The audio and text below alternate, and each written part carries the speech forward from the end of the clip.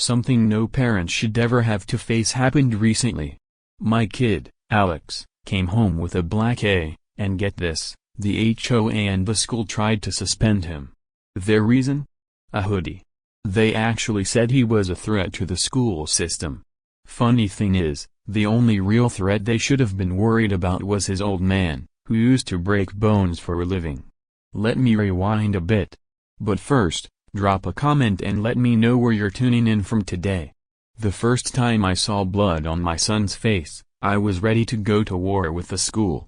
The second time? I blamed myself.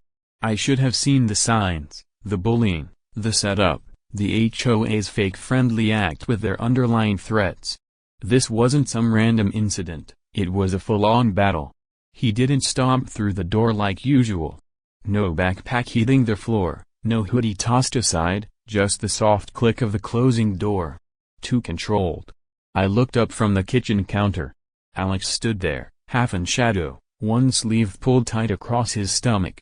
Blood darkened the edge of his lip, and his cheekbone was already swelling, bruising in shades of purple and blue. And the worst part? He wasn't even angry. He looked empty, like someone had hit pause on his world and left him stuck inside it. I stood up slowly, deliberately, and just watched him for a moment. His shoulders were rigid, like he was bracing for impact. That's when I felt it, that slow burn rising in my chest, like a lit fuse. What happened? I asked, my voice even. He didn't answer right away. He just reached into his hoodie pocket, pulled out a folded yellow slip, and handed it to me like it was evidence from a crime scene. Disciplinary referral, suspension, aggressive behavior in hallway. I read it twice, then let out a short, humorless laugh. You've got to be kidding me kind of sound. You hit someone? I asked, already knowing the answer. He just shook his head. Didn't even speak to anybody. Sarah walked in from the laundry room, carrying a stack of towels.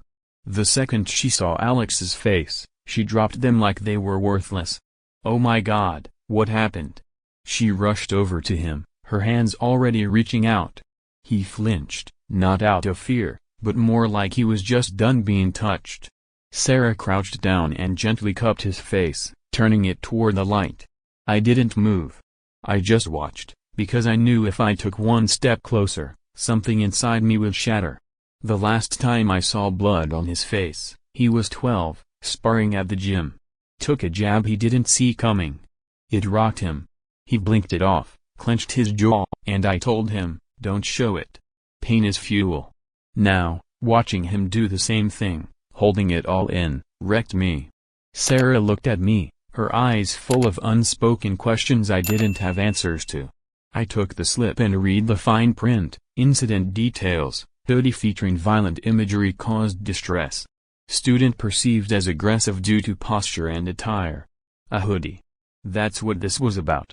The same black one he's worn for months. My gym's logo on the chest, nothing extreme, nothing vulgar. But today, it got him suspended. I looked at Alex. Who hit you? He hesitated, then mumbled, Tyler. Sarah tensed. Tyler Henderson. The name landed like a punch to the gut. Karen's kid. Karen Henderson, HOA president, the self-appointed queen of the cul-de-sac, full-time clipboard warrior, part-time tyrant. Of course it was her kid. She's been circling us like a shark ever since I hung the gym sign on our garage. Said it was unsavory, that it attracted the wrong element. She meant me. This has Karen's fingerprints all over it, Sarah said, her voice tight. She doesn't want him punished, she wants him gone. I nodded. Tyler's just the weapon. She's the one pulling the strings. Alex sat on the bottom step, the sleeve of his hoodie pressed against his cheek. It's not like they care who throws the first punch, he said quietly, just who looks scary after. I crouched down in front of him. You didn't do anything wrong. He just gave a hollow shrug. Doesn't matter. Before I could answer, there was a knock at the door. Sarah stepped back. Don't, I said, and opened it. Two HOA guys stood on the porch, clipboards in hand, polos tucked in like they were inspecting the prize-winning petunias. The one with the clipboard gave me that fake friendly smile, the one that says, "We're neighbors, but we're watching you." "Mr. Miller?" he asked. I didn't even blink. "We're just here to address a concern raised by a few residents," he continued. "Specifically, the aggressive iconography worn by your son earlier today." Behind him, the second guy stood like a rent-a-cop, arms crossed, eyes hidden behind shades, chest puffed out. Of course, when in doubt, send the guy in the polo shirts to lecture the fighter on how to behave. Clipboard guy held out a letter. "This is just a warning, a reminder to keep things peaceful in our shared community." I took the letter, folded it in half, and shut the door in his face. Sarah was already shaking her head. "They're not even trying to hide it anymore. They want me to lose it," I said. "That's their whole game plan." 10 minutes later, my phone rang. It was Jake. "Who do I need to find?" he asked, his voice flat and dangerous. "Not yet. They hit him, man." "Jake, I know. So what's stopping you?" I looked at Alex, still quiet, still holding everything inside. "If I go off now, they win," I said. "They get the story they want. For you, a free like is easy. But for me, it is the greatest support and encouragement. For this video, can you give me 1 like and 1 subscription? Thank you very much." Jake paused. "You sound calm." "That's weird." "Trust me," I said. "That's the scary part." That night, after dinner, I walked out to the garage to lock up. My phone buzzed. No caller ID. Just one line. "If he wears that hoodie again, we'll make sure he doesn't get up next time." I stared at the message, my jaw clenched so tight it ached. My hand curled into a fist before I could stop it. Sarah walked in behind me. "What now?" I turned the phone around. She read it, didn't say a word. But the silence hanging between us? It screamed volumes. It's wild how fast a bruise can fade. 2 days after Alex got jumped, the swelling had gone down. The color was draining from purple to that sickly yellow that always shows up last, like a final insult. He looked physically better, but he moved differently, quieter, smaller, like he was trying to disappear inside his own hoodie. That's when I knew Tyler hadn't just landed a punch, he'd left something deeper, something that had crawled under Alex's skin and whispered, "Stay down." And you can't exactly punch a voice like that. Sarah tried to fix it with love. His favorite dinner, a new sketchbook. She left little sticky notes in his lunchbox with the goofy cartoons she used to draw when he was 5. He'd smile at the effort, but it didn't reach his eyes. Jake showed up with one of his genius-level pranks, trying to reroute the backyard sprinkler system to water Karen's roses with dyed water. Alex didn't laugh, but the corner of his mouth twitched. I counted that as a win. Then came the letter. HOA standard envelope. No return address. Same smug little watermark on the corner that shows up on every parking complaint and violation notice. Inside, a petition to review neighborhood residency. Subject, Alex Miller. It accused Alex of being a volatile presence, said he posed a threat to neighborhood cohesion, and cited his hoodie, his posture, the school suspension. It was signed by Karen Henderson, HOA president and unofficial queen of our street. I set the paper down on the kitchen table during dinner. Sarah read it once, then again, her hand slowly clenching into a fist on the table. "This can't be legal." "Doesn't have to be," I said. "Just has to stick long enough to do damage. She's trying to drive us out." "No," I said, leaning back in my chair. "She's trying to make us leave on our own. Guilt and pressure. This is psychological chess." Sarah exhaled sharply through her nose, tight and measured. "This is personal." She was right. I remembered the first time I met Karen. Neighborhood HOA mixer, lemonade and lawn chairs and a smile that made my skin crawl. "You run a gym?" she'd said, smiling way too wide. "That's wonderful. Physicality is so primal. Great for boys with too much energy." That's how she talks. Like every sentence should be cross-stitched and framed, even when she's trying to gut you. I shook her hand. Her grip was like she was checking tire pressure. I should have known right then. She didn't hate what I was, she hated that I didn't answer to her. Now she wanted my kid gone, surgically, quietly, with just enough signatures to claim it was community concern. The next morning, I walked Alex to school for the first time in years. He didn't say much, stood up, shoulders tense. I matched his stride and didn't push it. We saw Tyler before we even got to the gate, leaning against the bike rack, phone out like he was filming us for one of those group chats full of HOA rats. "Let me go over there," I muttered. Alex shook his head. "Don't. You do, and I lose." That stopped me cold. The kid understood the game better than I did. We passed Tyler. I stared him down. He blinked first. Later that day, I walked into the school office, told the secretary I wanted a meeting with the principal about the hallway incident. She didn't even blink, just handed me a visitor's pass like she already knew why I was there. The principal was all clean desk and clean hands, soft-spoken, wore a lanyard like it came with moral authority. "I'm afraid the hallway camera was down during that incident," he said. Of course it was. But we do have a written complaint from a concerned parent. I already knew the name. Let me guess. Karen Henderson? He cleared his throat. Mrs. Henderson submitted concerns that her son is being unfairly targeted due to existing biases. "Tyler hit my kid," I said flatly. "You know that, right? I can't speak to physical altercations without direct visual evidence. Tyler's got a record. We prefer to call it a behavioral log." I stood up. "Do you know who I am?" He looked up. "I'm aware of your gym." "No. Do you know who I am?" A pause. I stepped closer, my voice calm but cold. "I don't run steel combat so I can fight anymore. I run it so other kids don't end up like I did. But if anyone lays a hand on my son again and walks away clean..." I leaned in. "You won't need hallway footage to remember what happens next." I left without waiting for a response. As I got into the truck, my phone buzzed. It was Jake. "You're gonna want to see this." He texted me a screenshot. Karen's private HOA group posting again. "Community safety starts at home. If your neighbors won't police their children, the rest of us must." I scrolled through the comments.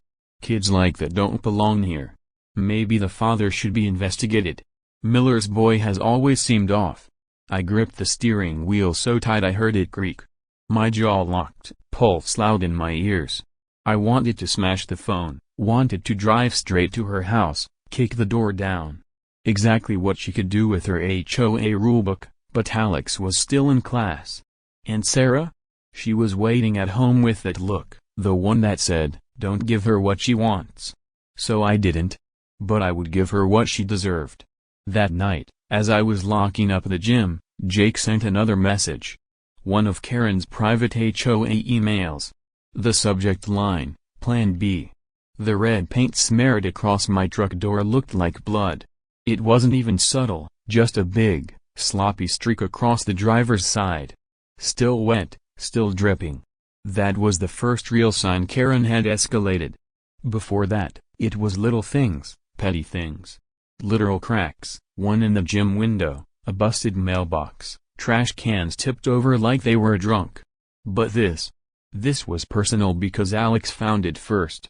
He came back inside quiet, dropped the photo on the kitchen counter next to the butter like it was just another part of the day. I looked at it, my truck, that red streak centered like a signature. He didn't say a word. Didn't need to. That silence was the same kind I'd heard in locker rooms right before someone tapped out. Not because they were hurt, but because they were done. Sarah picked up the photo next, her lips pressed together like they were trying not to crack open. "She's pushing," I said. "She wants you to lose it," she replied. I nodded. She just might get her wish. And then it got worse. A video showed up on some HOA kid's social media account. 3 boys, Tyler in the center, Alex in the hallway, just standing there. Tyler said, "Hey, future felon. Your dad teach you how to throw punches or just catch charges?" Then laughter, more taunts. Alex didn't respond. Just stood there with his arms at his sides, jaw tight, breathing slow. And someone filmed it. The video was titled "Miller Psycho Kid Caught on Camera." It went viral in our neighborhood group chats within hours, shared, commented on, twisted. And when Alex saw it, he didn't cry. He didn't rage.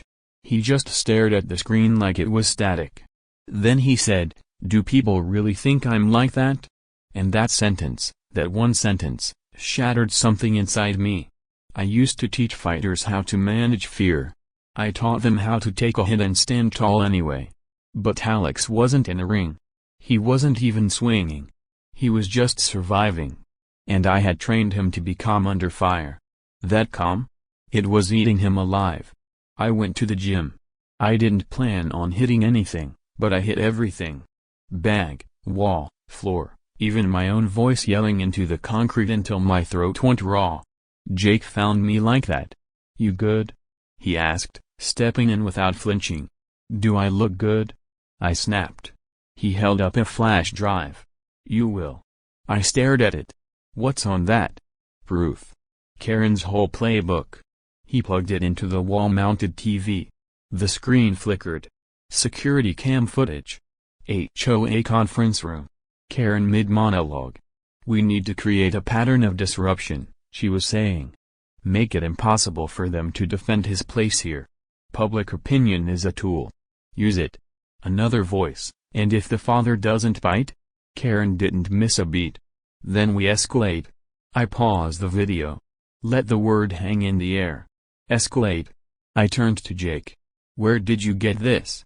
"I know a guy who services the HOA security system. Turns out the tech likes to keep a few backups, just in case." I stared at Karen's frozen face on the screen. That smug, controlled expression. Not rage, not chaos, precision. Years ago, her husband lost a bundle betting against me in a local underground fight.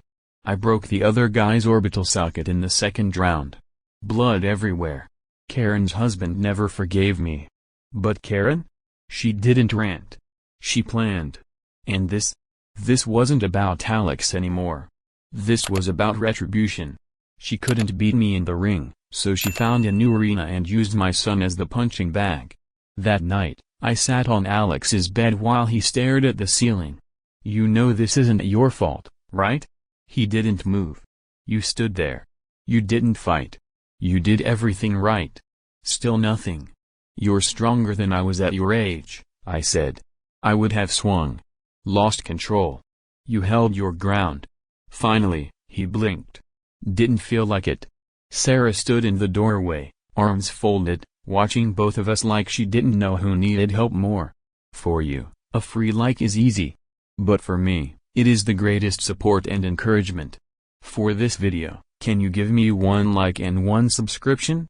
Thank you very much." The next day, the school called. Sarah answered. Her face went blank while she listened. She handed me the phone. It was the principal. "Alex has been involved in another incident," he said. "What now?"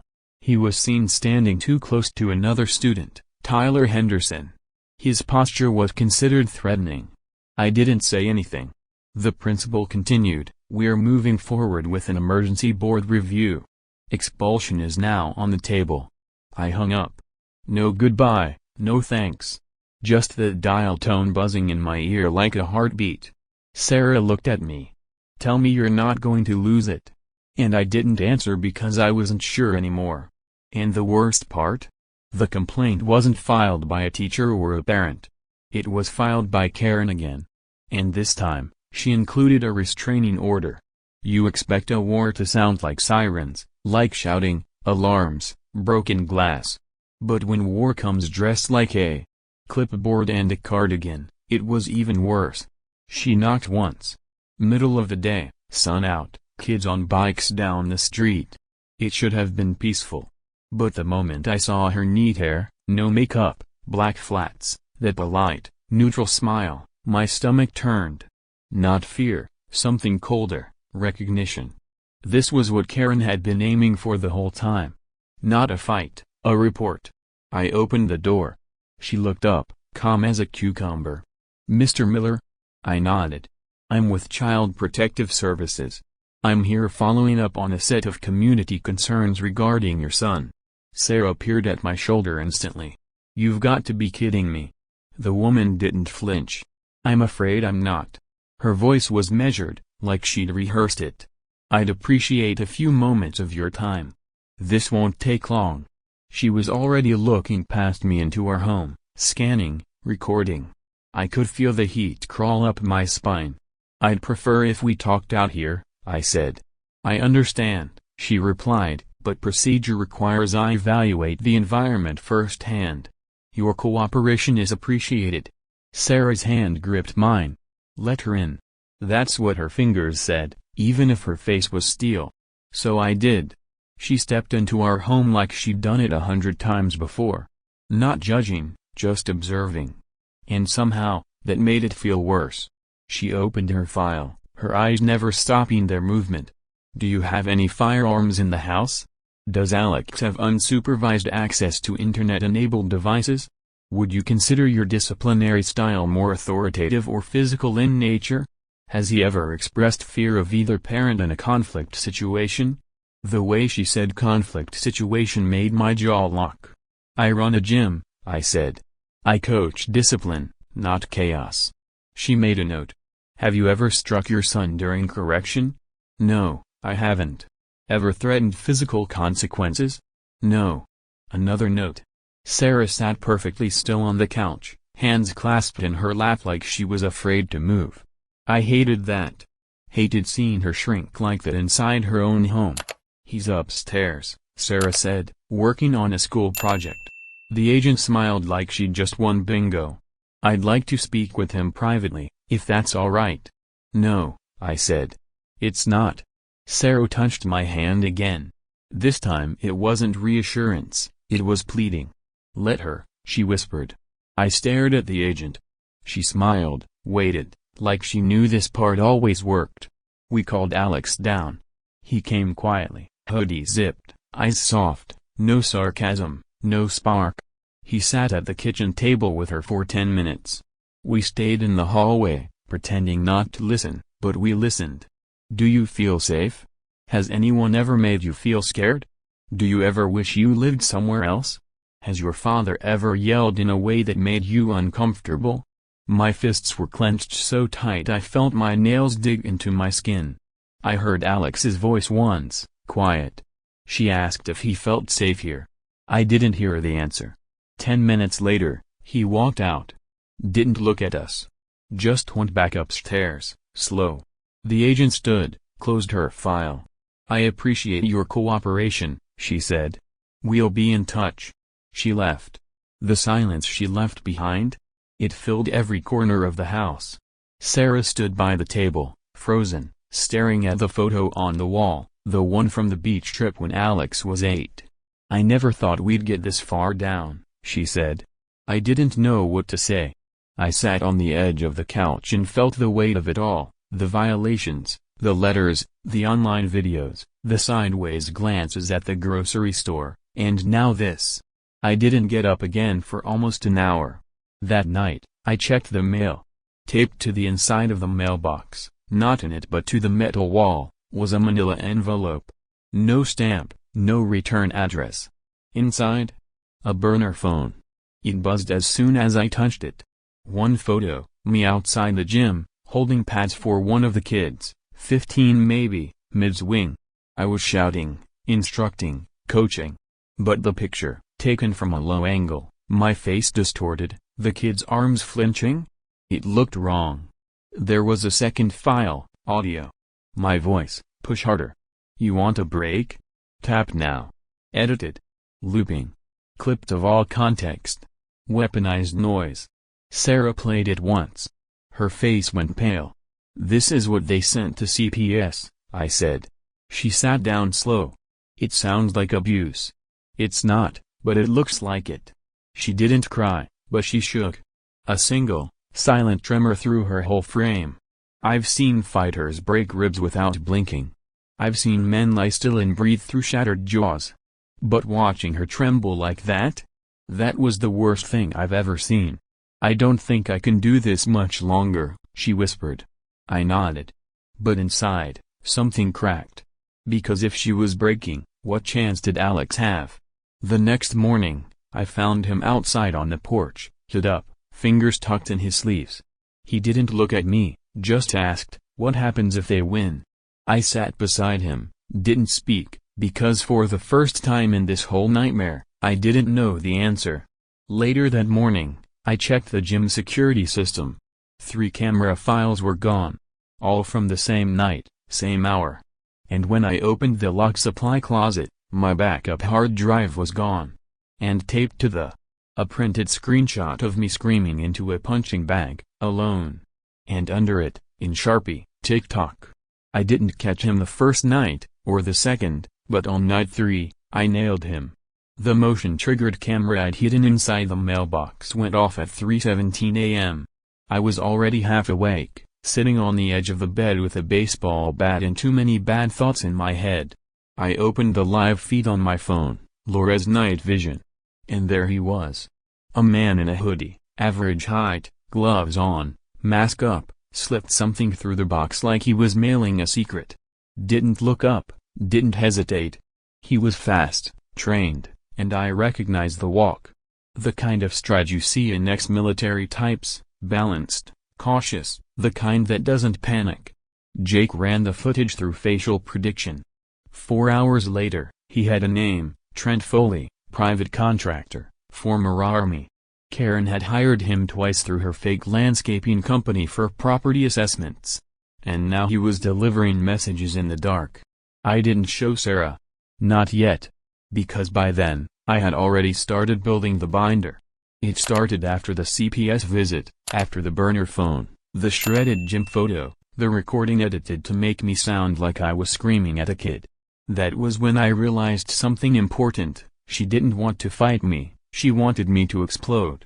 So I stopped throwing punches and started collecting receipts. My office looked like something out of a conspiracy movie. Screens, USB backups, time-stamped folders. I printed everything, Karen's HOA complaints, the letters she filed under fake names, her social media posts, the video metadata from Alex's hallway humiliation. Each piece got a tab, a plastic sleeve, its own footnote. I wore gloves, not because I needed to, but because it felt right, like I was building a case one she couldn't twist or erase. Sarah found it late one night. The binder, 3 inches thick, heavy, black. She opened it on the kitchen table and flipped a few pages. "Is this real?"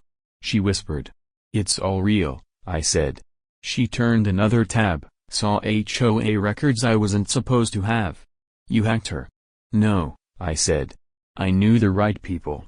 She's not the only one with friends." Sarah closed the binder. "What's the plan?" "Wait until she slips." "She already has." "This is enough." "No," I said, calm as ice. "It's not enough to be right. We have to be loud." She looked at me for a long moment, then asked something I didn't expect. "What if this makes it worse?" I blinked. "She's throwing rocks at our son, John, and you're about to drop a building on her." I stepped closer. "She's not afraid of force. She's afraid of exposure. And if it backfires, then we lose slow instead of fast." Sarah exhaled. "I want her gone too, but not if it means Alex pays the price." I nodded. "I won't use this until I'm sure it protects him." And I meant it. But deep down, I was also hoping she'd give me one more reason not to wait. That week, I drove Alex to school every morning. He never asked why, never said much at all, but I could feel it, the tension in him, like he was constantly bracing for impact. 3 days in, I noticed the SUV. Same car, same make, silver, always behind us, never too close, never too far. The 4th morning, I turned off early, drove into a dead-end construction site, and waited behind a half-built storage unit. The SUV never passed us.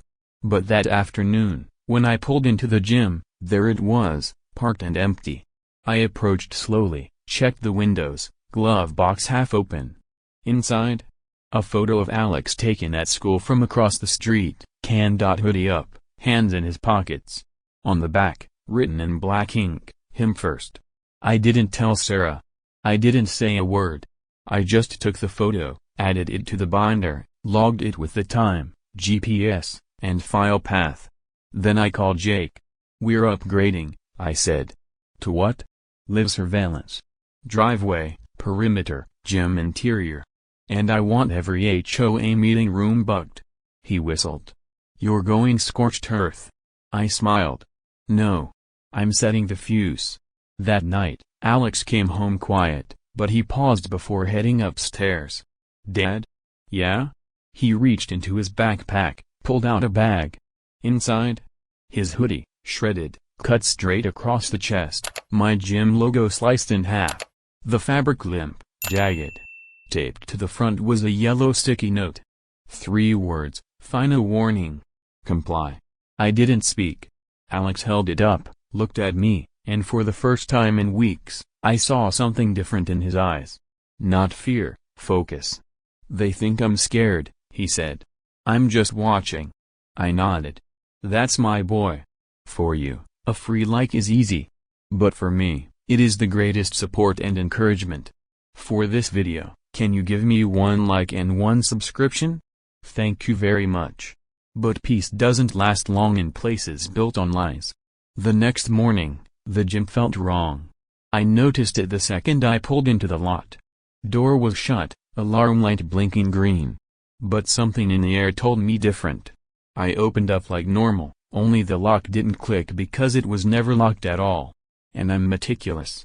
I triple-check that thing every night, even half dead after sparring rounds. I stepped inside, slow, careful. Everything looked normal. Mats rolled tight, bags still swinging from their chains. But the air? Heavy, like the moment before a punch lands. That's when I saw it. Dead center on the front desk. No case, no dust, just 3 words in red marker, "Plain me alone." Red marker, thick, aggressive strokes. I didn't move for a full 30 seconds. I looked around, checked the cameras. Blank. Footage gone from midnight to 4 a.m. Same window as last time. Only this time, they didn't take anything. They left something. I locked the door behind me, killed the lights, closed the blinds, pulled the old VCR from the back closet, the one we used to review old fights. Dusty, half broken. The tray wheezed open like it knew what was coming. I slid the tape in, pressed play. Static, then black and white footage. Warehouse. Caged mat. Underground. Me, 22, wild-eyed, hungry, buzz cut, no gloves. The guy across from me was a brawler. Big, sloppy, no form, just fists. I remembered him. He came out swinging like he was trying to take my head off. First round, I danced. Second round, he clipped me hard, jaw rattled, vision white. That's when I switched. Not to survive, to dominate. I got him in a standing guillotine. Tight, deep, blood choking off. He tapped. I didn't stop. I heard it again. That sound I can't forget. Snap. His elbow broke. Maybe shoulder too. He dropped like a puppet with the strings cut. People cheered, but not because I won. Because they wanted blood, and I gave it to them. Off camera, someone yelled, "Finish him. Take the money." I knew that voice. Karen's husband. He bet against me that night. Called me soft. I walked off the mat with his wallet in my pocket. He never forgave me. Karen? She watched from the corner, blonde, calm, crossed arms, no reaction, just a tiny smile, like she was cataloging something for later. She wasn't disgusted. She was studying. The footage froze. Then a black screen, white text blinking, "You didn't win that night. You broke." Then another line, "And now you're training the sequel." I ripped the tape from the VCR and snapped the plastic in two, but it didn't matter. My phone buzzed before I could breathe. Unknown number, text, "You always said kids learn by example." Another text, "One copy's at the school board." Another goes online in 48 hours. Step down from the gym. Step down from the HOA conflict. Disappear, or we make sure your son goes down with you. Then another ping. Image file. A screen grab from the fight. My face mid-drawer, veins out, sweat flying. The caption, "John Miller, youth mentor." I just stared at the screen, And for the first time in years, my hand shook. Not from rage, from shame. Because I remembered what it felt like winning that fight. Hearing the snap, the silence. It wasn't fear, it was power. And I liked it. I didn't just fail to let go, I didn't want to. The front door opened. Sarah stepped inside. She saw the tape shards on the floor, saw my face, didn't ask, just walked up and said, "What did she do now?" I couldn't speak. She looked at the phone screen, read the text, listened to the audio. Karen had sent my voice on repeat from the tape. Then she asked me the worst question I've ever heard. Not, "Did you do it?" Not, "How bad is it?" She asked, "Is this who you were? Or who you still are?" And I didn't have an answer. That night, I didn't sleep. I sat on the edge of Alex's bed and watched him breathe. He didn't stir, didn't flinch, just slept, arms tucked under the pillow, hoodie half off, face still holding traces of every punch he'd had to swallow lately. I whispered, "I'm sorry, kid." Because that video wasn't just about me. It was about him, and how easy it would be for the world to decide he was a carbon copy. Next morning, I got the call from Jake. "Have you seen the HOA forum?" "No, not yet." "Go look." I logged in. Thread titled, "Is this who we want running a gym for kids?" 15-second silent clip. Grainy. Me choking the guy. My face red, twisted, monster-like. No context, no audio. Just the worst second of my worst moment. Karen's comment right underneath, "Community deserves better." And the first reply, "Aren't they letting his son back at school next week?" Then Alex's full name and the comment, "Like father like son." He saw it before I could tell him. I came downstairs to find him sitting on the porch, phone in hand. Didn't cry, didn't look up, just said, "They don't care what I did, just who I am." And then, "What if I'm not scared of them? What if I'm scared of turning into you?" I didn't answer because I didn't know. But later that night, I pulled the Retaliation file from the closet and added one more tab. Taped to the inside cover, a photo of Karen, a printout of the HOA charter, and a map of her house. Because if she wanted to play dirty, she'd just given me permission to stop holding back. I started wearing gloves in the house. Not for germs, not for training, for prints. Every document I touched, every file I copied, every folder I assembled, I treated like a crime scene. Because in a way, that's what it was. I wasn't building a case, I was loading a weapon. The Retaliation file had evolved.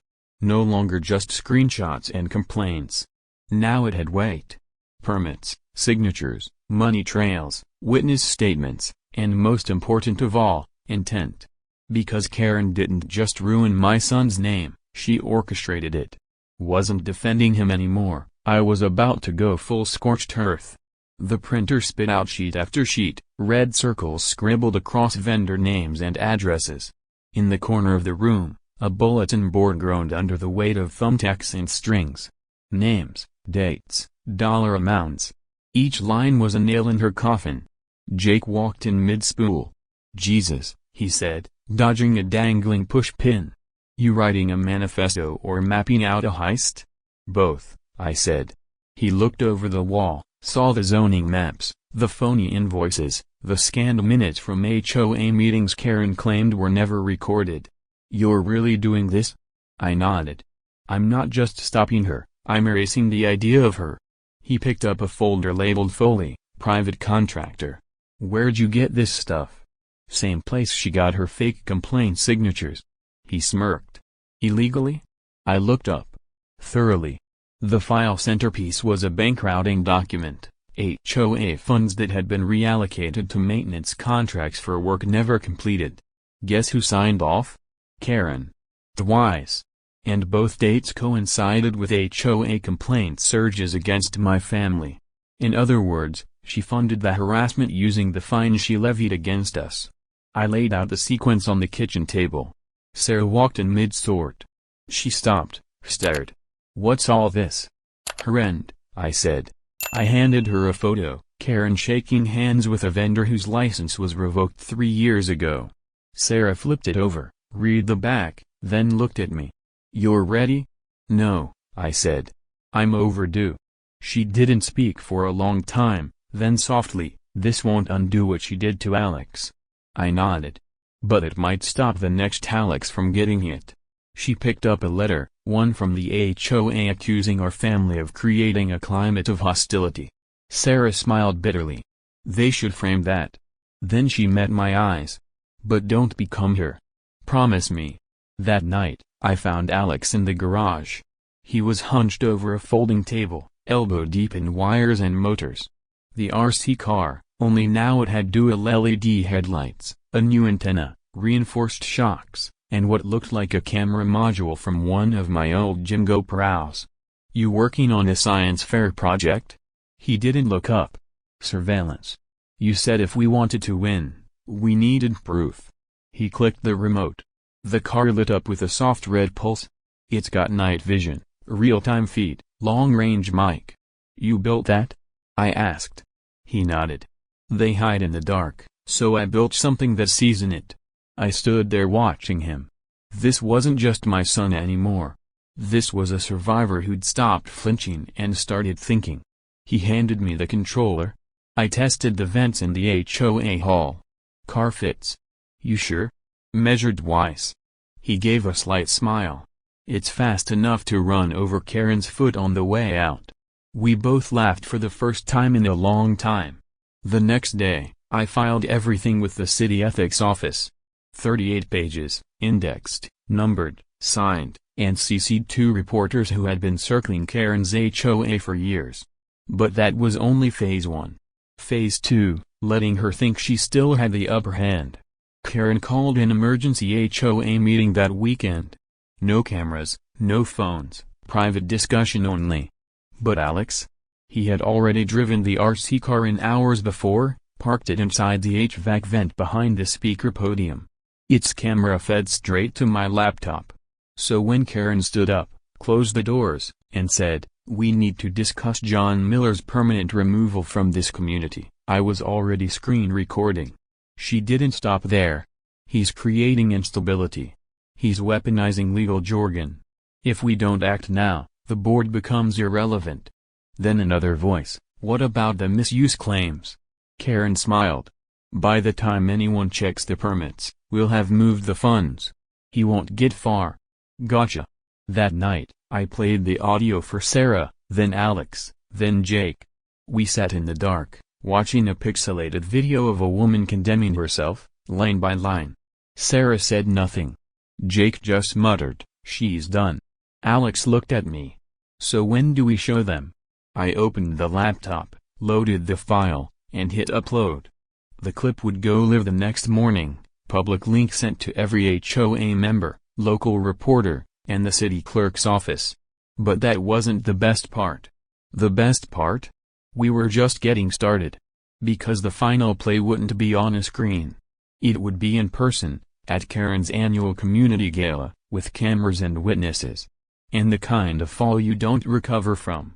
There's a special kind of silence when a liar realizes the room isn't hers anymore. Karen's annual HOA gala was supposed to be her victory lap.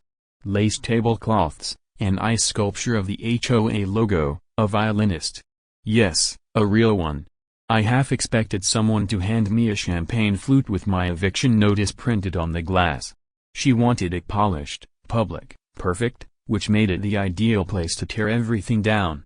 Sarah and I arrived halfway through the cocktail hour. People paused when we walked in, like we tracked mud across a white carpet. I could hear someone whisper, "They showed up." And another, "Isn't he banned?" Nope. Karen sent a limited attendance memo 2 days earlier. But Sarah had receipts. Literally. HOA dues, charter clauses, property line documents, all printed, stapled, and shoved in a canvas bag in case security got any ideas. She wore a deep green dress, elegant, sharp. I wore my old gym jacket, the one with the logo Karen tried to outlaw, because if she wanted to paint me as a threat, I might as well come dressed like one. Karen saw us before we even made it to the second table. Her jaw tensed. She looked down at her notes, then walked on stage, smiling like a pageant queen who just swallowed a lemon. She tapped the mic. "Thank you all for joining us tonight." And I listened, watched her work the room like a seasoned politician. Nods, eye contact, emphasis on community values, trust. And as president of this association, I remain committed to transparency, accountability, and neighborly care. Jake leaned over. "She rehearsed this, didn't she?" Sarah smirked. "Probably in front of a mirror with her HOA sash." I didn't laugh. I was watching the audience. They were still with her, for now. I waited until she reached her final topic, community safety and proactive enforcement. That's when I airdropped the video to every device. Dozens of chirps rang out. Phones buzzed, tablets pinged, a sea of blue notifications lit up across the ballroom like digital fireflies. And then the sound, Karen's voice from the RC car mic. "By the time anyone checks the permits, we'll have moved the funds. He won't get far." She froze mid-sentence. Someone in the back gasped. Another voice, "That's her," she said. Wait, what funds?" Karen tried to recover. This is taken out of context. It's edited. Artificial." I stepped forward, calm, controlled. "Not edited. Not artificial. Just your own words." I plugged my phone into the projector. Video hit the big screen. Karen standing at the HOA podium, smiling. "He won't get far." The room went dead quiet, except for the sound of Reputation shattering. A man stood up near the punch bowl. "She fined me $200 for a compost bin. Said it was environmental sabotage." Another voice, "She made me repaint my mailbox twice in 1 week." Jake sipped his drink. "This is better than Netflix." Karen stepped down from the stage, eyes locked on me. "You arrogant," I raised a hand. "Don't. Not here. Not after everything you've done." She glanced toward the board table. No one met her eyes. Then Sarah walked up beside me, calm, collected, lethal. She held out folders stamped with HOA letterhead. Indexed copies for the board. Labeled evidence. Pages 6 through 9 detail the fraudulent billing. Page 10 links it to your sister's P.O. box, Karen. Karen took one. Didn't open it. Didn't need to. She already knew. That's when Alex stepped forward, stood up, calm as a monk. Karen stared at him like he was a ghost. He looked right at her. "You tried to ruin my family." He pulled a USB stick from his hoodie pocket. "This has every fake complaint, every fake signature, every lie." He handed it to the reporter standing near the door. The flash bulb went off. Karen's eyes darted like she was searching for an exit. Alex added, louder, "You punish me for who my dad used to be, but he's not that man anymore, and I'm not afraid of you." The reporter stepped forward, mic in hand. "Mrs. Henderson, would you like to respond to these allegations?" Karen turned, stumbled back. "I won't dignify, this is a smear." "Did you embezzle HOA funds?" "Absolutely not." "Is your sister's business registered in this state?" "No answer." "How long have you been lying to your neighbors?" The crowd closed in like a wave. Sarah leaned toward her and said softly, "This is what grace under pressure looks like." Then she turned, took Alex's hand, and walked out with us. We didn't look back. Didn't need to, because the sounds behind us said it all. Shouting, accusations, phones recording, chairs scraping. Karen's name said too many times and too many tones. Her kingdom crumbled on camera. That night, I walked to Karen's mailbox, taped a letter to the inside, not from me, from the IRS. Audit initiated. Enclosed Word documents Sarah had quietly handed off weeks earlier, untraceable, irrefutable. And taped to the envelope? A sticky note, my handwriting. 2 words, "We're not done." Winning feels weird when the fight has been your oxygen. The morning after the gala, I woke up half expecting a punch to the gut. Instead, silence. No late-night knocks, no letters on the porch, no passive-aggressive emails from the HOA about our trash cans being 2 inches too far from the curb. Just quiet. It didn't feel like peace. It felt like a ceasefire, and I knew better than to trust those. By noon, the video had made the local news. The headline wasn't subtle: HOA president caught in secret audio scandal. Board resigns amid fund misuse claims. Karen's face filled the screen, frozen mid-sentence, caught in her own web. The clip had already gone viral across the state. HOA forums? Comments poured in. "This woman fined me for my garden gnome. Looks like the clipboard finally turned on her. Karma wears khakis and a smug smile." The next board meeting was quieter than a funeral. Karen didn't show. Neither did her top two lieutenants. 3 other board members resigned before the meeting even started. No goodbyes, just printed statements about personal commitments and stepping aside to avoid distraction. Interim President, Mrs. Delaney. She took the podium with her cane in one hand and a legal code book in the other. "No jokes, no fanfare, just business. I hereby freeze discretionary spending and call for an independent audit," she said. "And I'd like to personally apologize to the Miller family, especially to young Alex." She looked at us, direct, real. And for the first time in months, I didn't feel like we were under siege. The neighborhood shifted fast. Karen's name got painted over on a community sign. Literally. Someone spray-painted "by Karen" over her etched title. Her picture vanished from the website. The welcome pamphlet for new residents? Rewritten. No more message from the president. Now it just said, "Let's rebuild this place," right? But the real swing came from the school. Sarah and I were called in for a formal apology. The same principal who once told me my son was a visual disruption to the peace couldn't meet my eyes. He started with, "I'd like to clarify a few things." Sarah cut him off. "No, we're not here for clarifications." She dropped a stack of paperwork on his desk. "Here's what we want: a retraction, an apology in writing, and a full review of every suspension case Karen pushed through using forged documentation." He blinked. "That's a lot to fix." Sarah asked. "Yeah, it is." He folded. "Apology accepted, with footnotes. For you, a free like is easy. But for me, it is the greatest support and encouragement. For this video, can you give me 1 like and 1 subscription? Thank you very much." Alex didn't say much in the car, just stared out the window, hoodie tucked over his head, then quietly, "Is it really over?" I wanted to say yes, but I'd seen enough of the world to know better. So I said, "For now."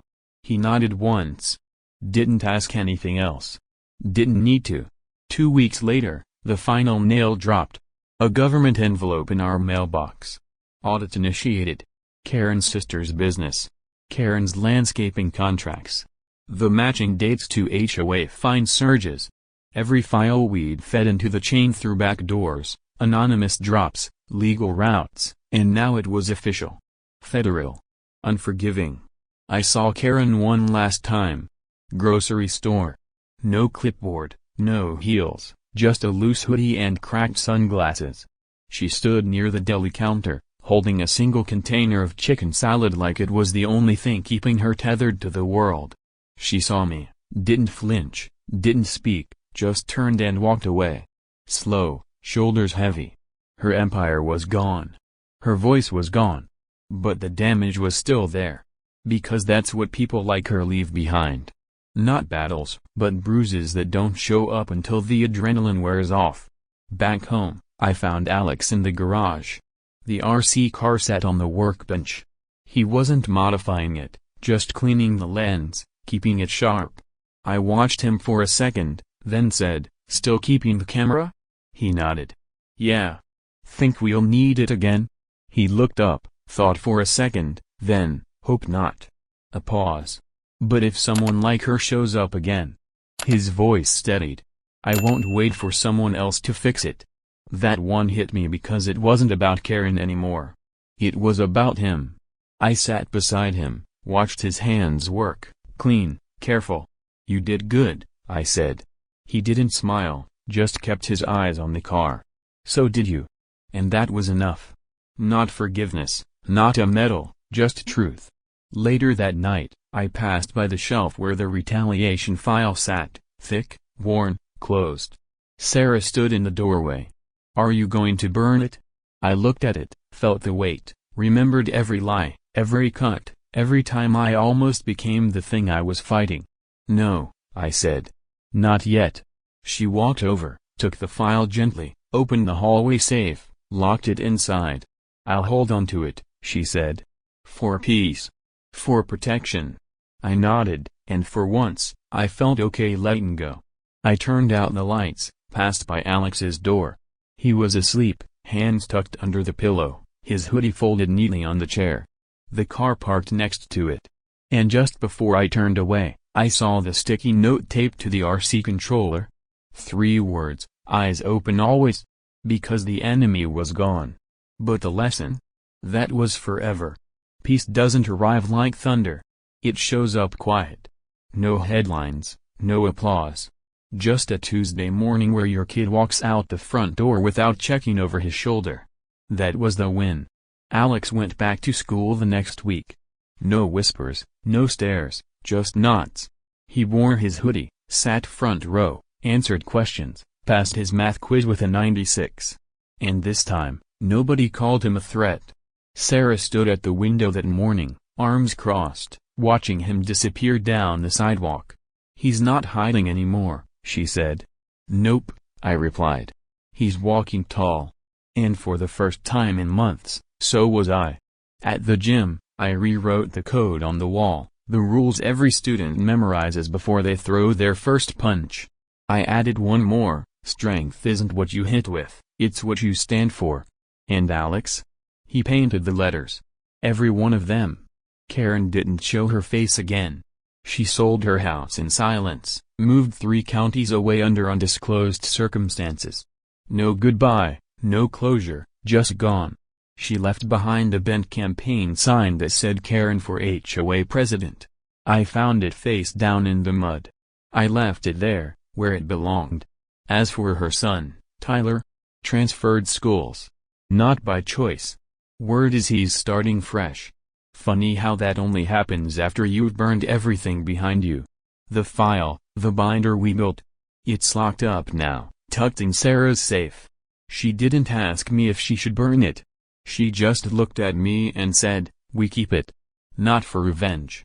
For memory." I nodded because I knew she was right. Alex still works on the RC car in the garage. Not to modify it, just to keep it ready. He wiped the lens one night and said, "I don't need to fight like you." Then he looked up. "I just need to stand like you." I didn't say anything. Didn't need to, because he already won. And me? I don't check the mailbox every hour anymore. I don't flinch when I hear the word HOA. I breathe. We laugh. We live. And when I close the gym at night, I flip off the lights and smile. Because we didn't just survive her, we outlasted her. She broke rules. We broke silence. She used fear. We used truth. She wanted control.